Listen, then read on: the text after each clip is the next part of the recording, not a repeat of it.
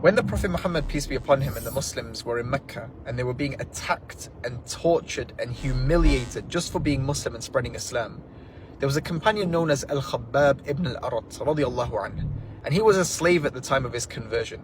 And so his slave master would torture him in the worst possible way.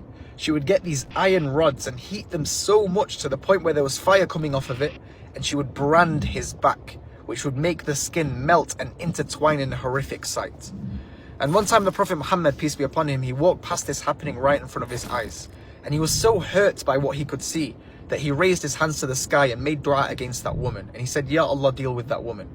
And straight away she fell into a state of paralysis, and the doctors gathered and tried to cure her, and they found no cure except for her to be branded with fire, just as she branded her slave in order to get rid of this disease. And when they branded her, she died because of the agony and the pain that she was feeling. Why am I mentioning this? Because this poetic reality of people attacking Allah subhanahu wa ta'ala and attacking Islam and being faced with similar consequences upon themselves and being destroyed has been repeated time and time again throughout history. Think of the designer of the Titanic who said, "Not even God can sink this ship, so Allah made their ship sink." Think of the time of COVID, when there was many campaigns against the burqa, people mocking the burqa, banning the burqa, and so Allah forced the entirety of humanity to cover their faces and wear a mask, just as the Muslim women, Muslim women cover their faces.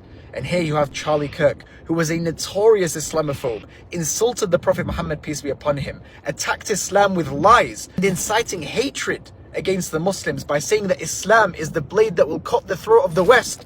And so Allah caused a bullet to go through his throat.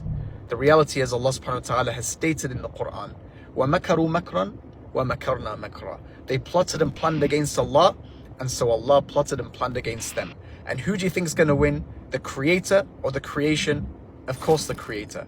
And so for those who want to plot and plan against Allah, campaign against Islam with lies, knowing that they're lying, know that their destruction is coming very soon, whether that be in this life or the next life.